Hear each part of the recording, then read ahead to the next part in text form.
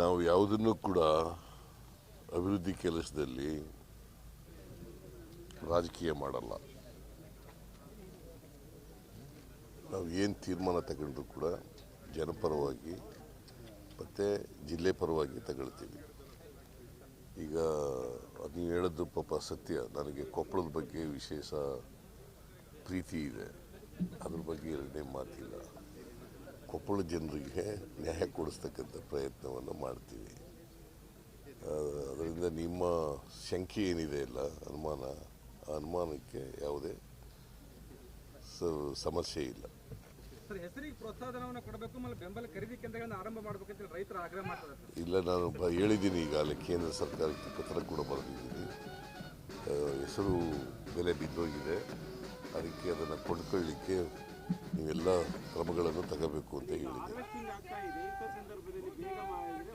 ಬೇಗ ಮಾಡಬೇಕು ಅಂತಲೇ ಹೇಳಿದ್ದೀನಿ.